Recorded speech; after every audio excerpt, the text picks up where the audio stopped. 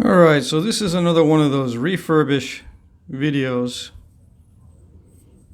I don't know what material this is, but it looks like Keokuk. That's what would be my guess to start with. We'll see. The previous snapper looks like they got it pretty thin, but couldn't do it without all those step fractures.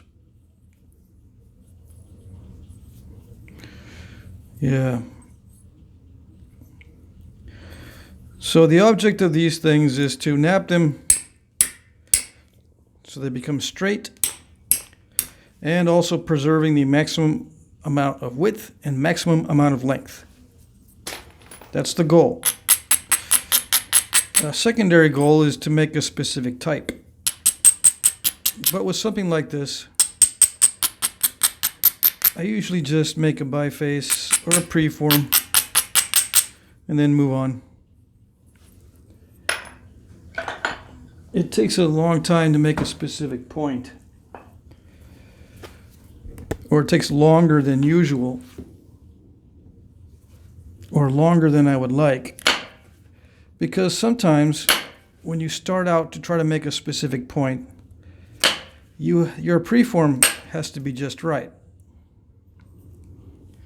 It can't be just a random preform. It's got to have a correct general shape, and in some cases the preform is extremely important because certain special flaking exists on the actual artifacts that need to be reproduced, starting with a setup during the preform stage, like basal thinning or fluting from the base, for example. Another is to set up the correct thickness in the middle, so when you're running collateral flaking, you don't end up too thin at the end. And yes, you can end up too thin. Why do you want a thick point? Well, it's a lot more durable for projectile points. Durability is desirable for projectile points, and the best way to have durability other than durable material is with a thick point. Sometimes even crude flaking can be beneficial to the overall strength. Yeah. Why? Well, because crude flaking often has strong ridges, and if you don't eliminate those lumps, those places are places of strength. Those lumps are places of strength. Right? So if you don't remove them all, the object or the point will be strong in that area. Sometimes it's desirable. Like on a lot of patternalis points, I see that there is a thick, lumpy area between the stem and the blade. In that transition area, it's thick and lumpy. It's for a reason. It's so that the stem won't snap off under heavy use.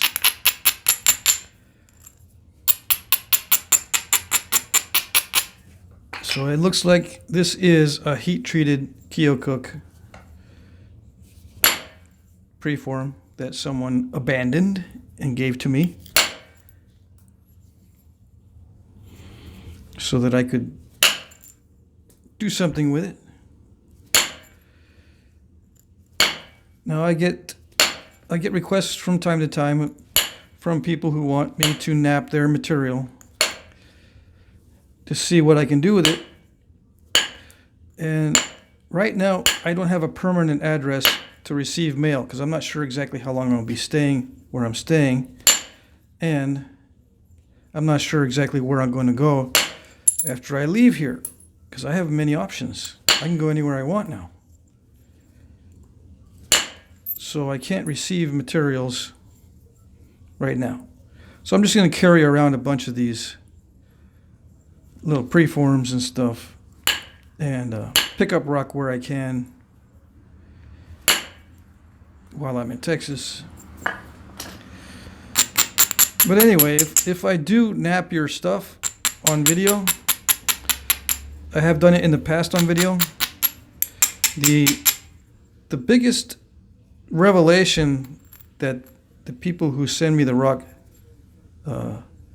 see is that I make it look easy. Or they say, yeah, I had the same result.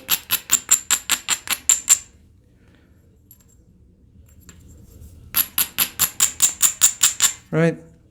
Yeah, I just wanted to confirm that that was the result that needed to be seen. I needed to see that you got the same result, just so I don't think I'm going nuts. You know, that's what they tell me. I think I'm going crazy. Can you nap it just in case? Usually it's not because they're going crazy. Usually it's because the rock is really poor. Or there's just something that, for some reason, was interfering with their ability to nap it. And it was just an easy peasy thing to fix.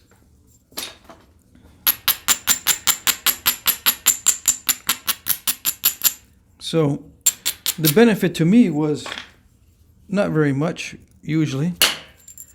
A lot of people don't really want to see refurbishings.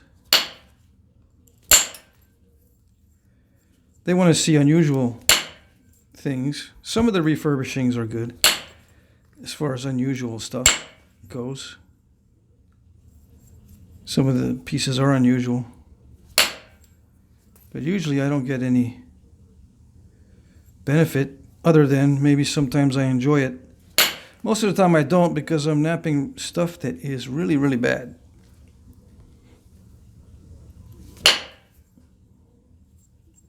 Yeah.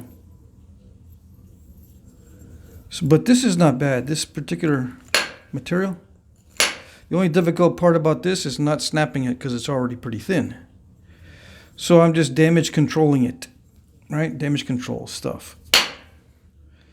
And it's inconsistent. Some areas are easy, some areas are not. Some are kind of crumbly. With Keokuk, the quality these days is not as good as it used to be. I don't know why. Maybe there was some really, really good suppliers back in the day that would, you know, be very good at spotting stone that wasn't so great. But nowadays, it seems like a lot of this stuff is very inconsistent. Yeah. So if you're having trouble, it could be that. You know, you're learning a bunch of techniques. You're investing money in maybe some tools and some copper. You're getting good at knapping. And then you unknowingly purchase or get stone that looks good, but for some reason it's not cooperating, and you get all flustered and frustrated. And you're thinking, I thought I knew how to flint knap, but somehow I must have forgotten how to flint knap because I'm not getting any results.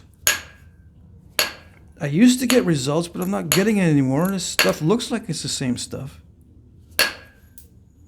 What's up?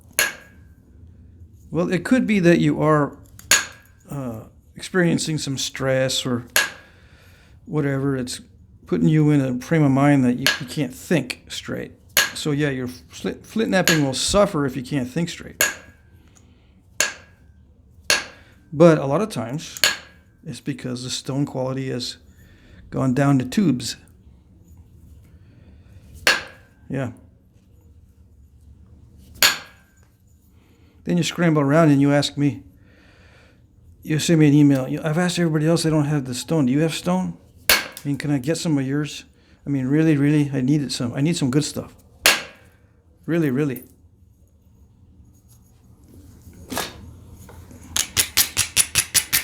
Well, I'm having trouble getting good stuff too, so.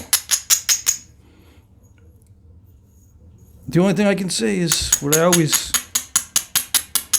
tend to say in that situation: you just make doo-doo with what you got. Yeah.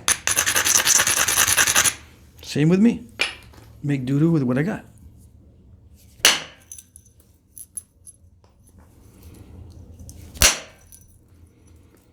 Maybe you'll be a better napper for it. I keep hearing that, napping the hard stuff makes you a better napper. Okay, that's fine. It made me almost want to quit, so I don't know if you're taking that into consideration.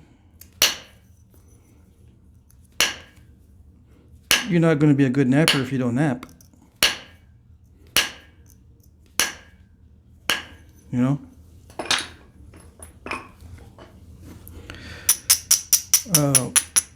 Then, a lot of guys switch over to glass because glass is more consistent. I don't really like glass because of the way it produces these really, really sharp, pointy flakes. Long, skinny, really sharp flakes. I can deal with the short and fat flakes, but the long, skinny, long and thin shards that go deep, I can't pick them out if they go deep. Those are the ones that bug me. That's about the main issue I have with glass, is the flakes. Napping the glass is fine, except the clear stuff. I don't like napping clear glass. A lot of it's tempered in some weird way, so it doesn't nap right. It naps kind of weird. So I stay away from the clear stuff. Not only because it's hard to see what you're doing, but somehow it's tempered so it doesn't break, right? Tempered means that it's thermally altered so that it has the characteristic of not breaking easily. And if it does, it'll break into square blocks or squarish type blocks, or shards that are not like what I was talking about. It'll break into shards that are not long and skinny. It'll break into shards that are short and fat. It's done for both strength and to prevent the kind of shards and flakes that I'm talking about that I don't like. Anyway, even though it seems on paper to be the excellent material to nap, as far as the characteristics of tempered glass, it's a real hassle to nap. Yeah. But other types of glass, if it wasn't for the waste, I would be napping a lot of glass. If you have a way to deal with glass waste that's very efficient, like if you have a dedicated shop just for napping glass, set up specifically for napping glass, and your equipment and everything is set up for napping glass, then that would be the ideal situation. I would recommend just stick with that. The glass is cheap, easy, extremely sharp, excellent for hunting. It comes in various thicknesses, in slab type form. It's an ideal material, really. And a lot of professional nappers use it to do the flake over grind and fancy flaking and all that stuff. Yeah. But I don't have a good area set up for napping glass. I have the equipment, personal protective equipment, PPE, right? That is a thing. I have that stuff. I just don't have the area that's safe because there's too many kids around. Or I would have to nap inside the van, which I don't want to do because I have to live in there too. I got to sleep in there. I got to eat meals in there. I got to move around in there. And I don't want to be sitting on a piece of glass or laying down on a piece of glass or having glass maybe on the pillow and getting a piece in my eye when I'm trying to go to sleep. Yeah.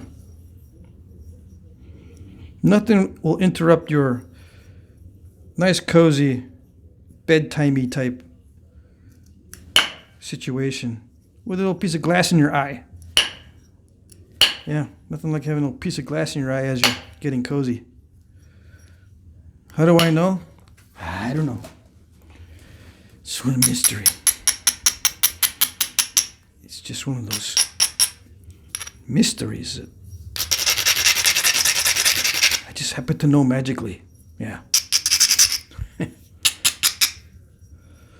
So the hard part about thinning, if there is the hardest part about thinning, is trying to thin out an already thin piece. Yeah. Removing material from a piece that's already thin is one of the hardest things in the world of flint knapping.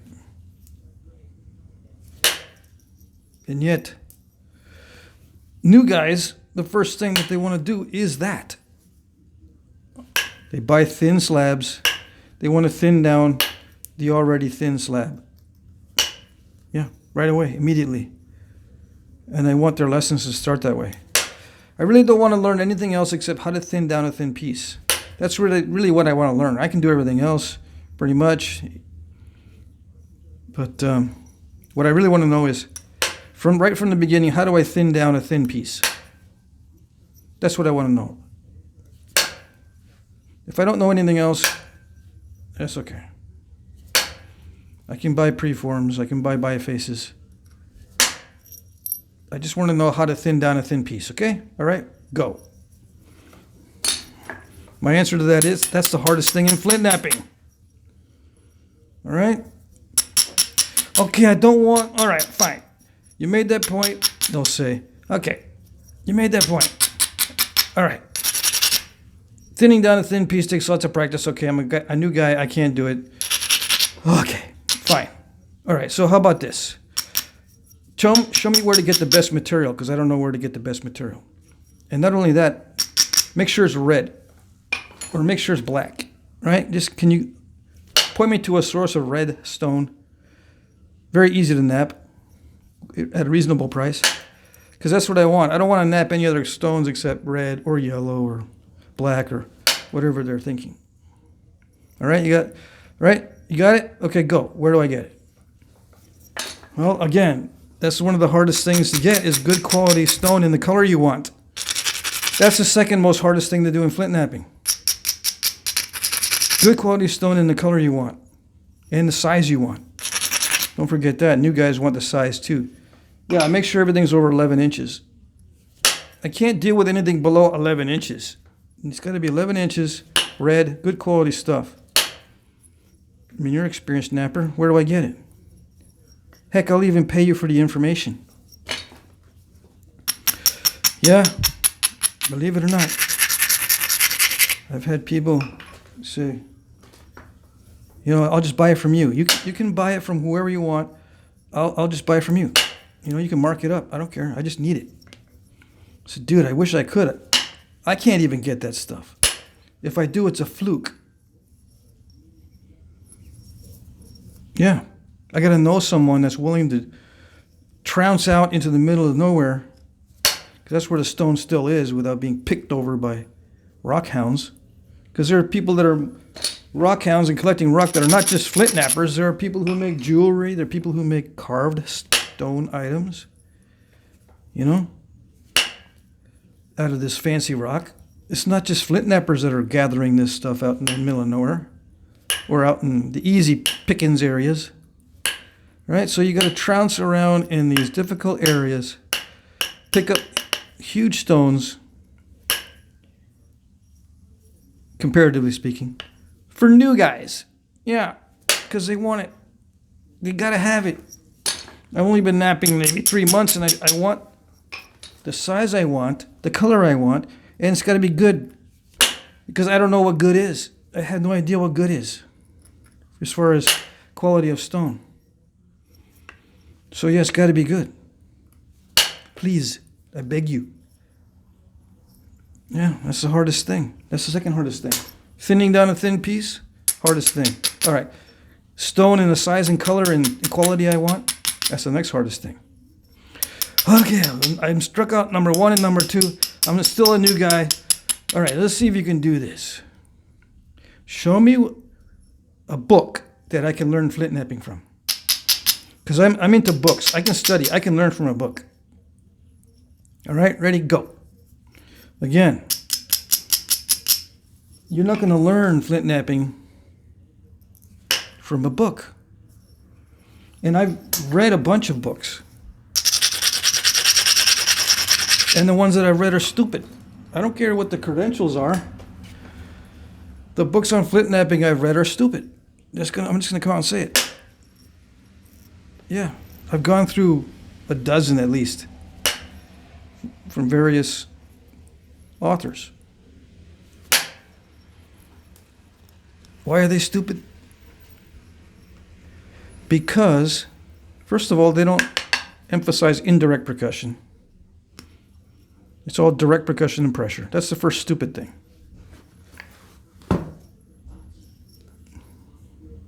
The second one is they bring in archaeological references that they think will support certain techniques that they're using. Like, this is the way it was done back in the day, yada yada. And some of those sources get updated, but the book stays the same. And they don't update their book or put out a second edition, because there are some things in archaeology that have been updated that are no longer in question or whatever, or they've made a mistake and yada yada yada. That's the second reason. Another reason is there's a lot of thought experimenting going on in books, where they think of something and they call it by a certain name. Yeah, and once they call it by a certain name, you got to define it, right? One of the things that I get, I don't know, one of my pet peeves, I guess, is useware. They come up with the term useware. How do you define useware? Well, certain things that you use the tools for produce a certain pattern of abrasion or damage to the blade when you're using the blade to cut or otherwise alter that material. Yeah, you get damage or striations or wear. It wears down in some way. And then they'll classify the point as a certain thing depending on the useware. All right? Basically, that's fine. That concept is fine. But it's not going to get you very far. Especially if it's a multi-use tool. Like, let's say a blade like this has striations that result from being used to cut wood. Let's just say, for example, this is a real artifact, let's say, for example, and the scientist or the archaeologist looks at the edge and says, okay, there's striations indicative of cutting wood. So it was a wood cutting device. Well, yeah, obviously it was during that last stage. Yeah. But what if it gets resharpened and used as a hunting knife? What if it gets resharpened and used as a projectile point? Or what about just expediently grabbing one of your points and using it to cut wood? Just expediently. Yeah, you're going to have a big old mark on it. But you can still shoot it at an animal. It's still going to have the striations on it after it's killed an animal. Right? And they're always talking about scarce resources and conserving on the resources, which is true. So they're going to have a multi-use blade in many cases. It's not going to be specific to one use. Another thing wrong with it is they don't consider reworking or retouch as use wear. Now, that's fine too, right? I don't really consider retouching or reworking use wear unless, as an example, this is one example, unless, let's say you have a knife, you've never used it, and it's a fighting knife. You want it to be a fighting knife, a ceremonial knife for fighting. Okay? You've gone into battle, you never saw action or you didn't fight, so it's still sharp and everything. Next time comes around, you're going to go fight again, and you go, you know, I didn't use it, it's still kind of sharp, but I'm going to resharpen it anyway, just to be sure. Just retouch it and go again. Is that use wear when you retouch it, but nothing else has happened to it? I think it is. I think the retouch in that case is use wear, because you're using it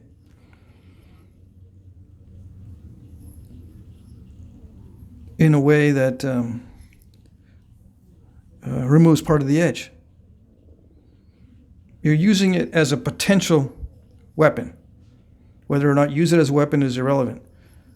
It's a potential weapon, so you take back the edge just to sharpen it, just in case you go out into the, or just in case when you go out the next time. You resharpen it. And you may not have ever used it ever, and it starts to get smaller and smaller and smaller because you keep resharpening just in case. That's use wear. I think that's use wear. But it's called retouch. But when you see the definition for retouch, it's usually because it's already been damaged. The retouch, they define it as something that's after the fact. After it's been damaged, you repair it. That's called retouch. And that kind of thing. Well, not necessarily. It only gets you part of the way there. A lot of these books that have these terminologies and definitions for various things, it only gets you part of the way there. And you think you're all the way there. Then you're asking me, what do you think about blah, blah, blah? Well, sometimes people ask me, what do you think about blah, blah, blah? And I say something like, I think that book is kind of useless. They get all like ticked off. In my opinion, that book is kind of useless. Yeah, well, how can it be useless? The credentials, man, the credentials. Look at the credentials. Yeah. It only tells you part of the story. It only tells you part of the story. And none of them ever mention the fact that every flake can be made in at least 2 different ways. So the best chance you got to know how they actually made it is a 50-50 at best. Now when you start getting down to the final flaking, like I'm doing now, the final stages, there's only a limited amount of ways you could make these little bitty flakes like this. I mean, I can do it with indirect percussion just by light tapping and get a tool that's really sharp. Or pressure. Okay, you can't really use a billet to produce this kind of flaking. So it narrows it down, but you probably can only narrow it down to 2 different possibilities. And that's just for that one piece, right? There were thousands of knappers back in the day, probably using techniques that some of us have never really used. So just because one napper can show you that, well, my technique can produce that same flake that you see on these things from the past, they must have used that technique for a lot of the points, because a lot of the points have flakes like that, right? It's called induction. From one person's experience, you extrapolate it, and you apply it to a whole range or a whole broad spectrum of points. There's a problem with that because there are many different knappers with many different ideas. And yes, some knappers back in the day were kind of not too bright, or they were in a hurry, and it looks like the stuff they didn't make any sense. And it's true. Probably didn't.